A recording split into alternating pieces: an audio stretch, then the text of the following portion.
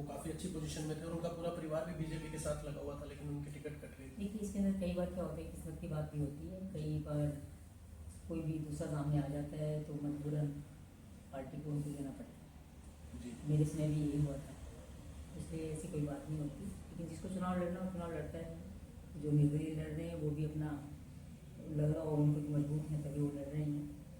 ऐसी कोई बात नहीं, बीजेपी बहुत मजबूत है और बीजेपी के बहुत अच्छे सारे के सारे एमसी एक आध का तो नहीं कर सकती, लेकिन ज़्यादातर एमसी बीजेपी के जीत कर आएंगे और मेयर भी हमारा बीजेपी का जीते।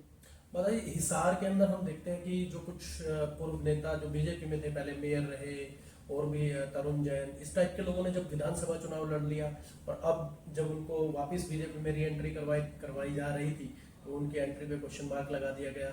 और उसके अलावा काफ़ी कश्मकश देखने को मिलती है हिसार की राजनीति में। आप इस चीज़ को किस नज़रिए से देखती हैं? नहीं, इसके बारे में मुझे कुछ नहीं मालूम, मैं तो इस चीज़ में बीच में पड़ती नहीं हूँ किसी के, जी तो मुझे इसके बारे में कुछ भी नहीं मालूम।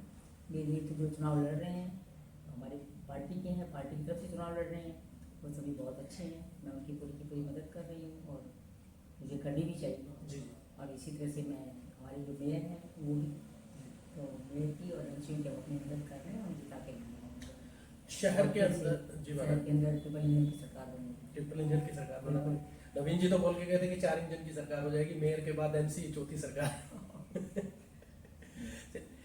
थोड़ा सा मैं आपको नगर की जो आपकी विधानसभा की जो समस्याएं हैं उसके ऊपर आपका ध्यान आकृष्ट करना चाहता हूँ। जैसे सफाई की जो व्यवस्था है उसमें बड़ा दिक्कत आ रही है। मतलब जगह जगह जैसे कि लोग जो डंप बना रहे हैं खुले में डल रहा है। जैसे संडे होता है तो उस दिन वो उठता नहीं है और कई कई एरियाज में मैंने खुद जाके सर्वे किया है, कई कई एरियाज में 2-2 3-3 तक नहीं कूड़ा उठता है, तो बड़ा उस रास्ते से निकलना बड़ा दूभर हो जाता है।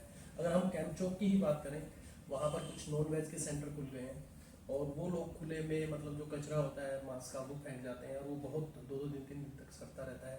तो थोड़ा सा सफाई व्यवस्था पर अगर आप की कुछ निगम के अधिकारियों से या कुछ किस प्रकार से आप आगे मैनेज करेंगे, क्योंकि कई लोग तो मेरे को ये भी बोल देते हैं कि जैसे पहले विधायक थे तो अभी भी कुछ परिवर्तन नहीं हुआ है, वैसा ही चल रहा है। आप किस नज़रिए से देखती हैं?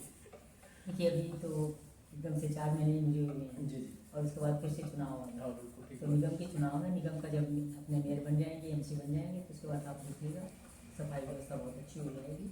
हम लोग गंदगी से कूड़ा किसी को डंप करने नहीं देंगे और बहुत बढ़िया से उसका सोल्यूशन निकालेंगे जिससे कि सारा कूड़ा एक जगह इकट्ठा हो और शहर में इस तरह कहीं भी बीच में आपको कचरा दिखाई नहीं देगा।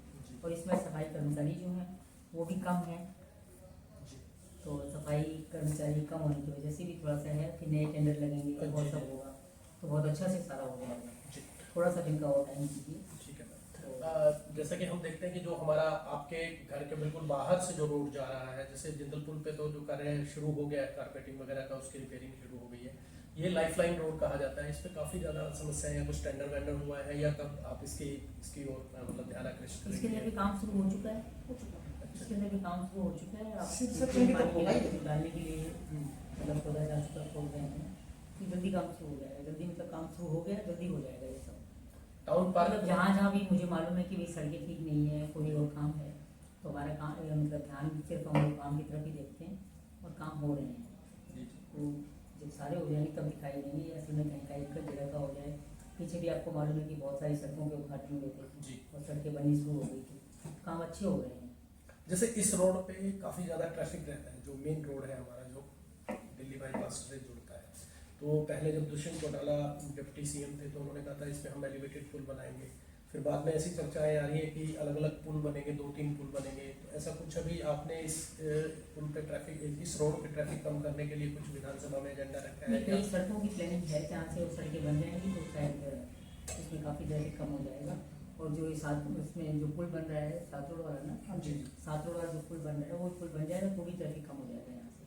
मतलब उम्मीद है कि इस पे ट्रैफिक कम हो। और वो जल्दी से जल्दी मेरे ख्याल से 2-3 महीने में ही वो पुल तैयार हो जाएगा। आने वाले 1-2 सालों में कुछ विशेष कार्य योजना आपने हिसार के लिए बनाई होगी, कैसे और ज़्यादा बेहतर बना सकते हैं? जैसे कि टाउन पार्क का काम अभी काफ़ी स्लो चल रहा है, आप निरीक्षण भी करके आई थी।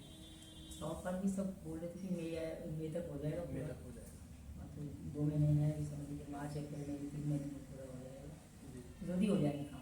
जनता से आपको बड़ी आकांक्षाएं और उम्मीद रहती है, आशा भी रहती है कि माता जी खूब बहुत ज़्यादा काम करेंगी, तो उस आकांक्षा और आशाओं को कैसा लेती हैं आप?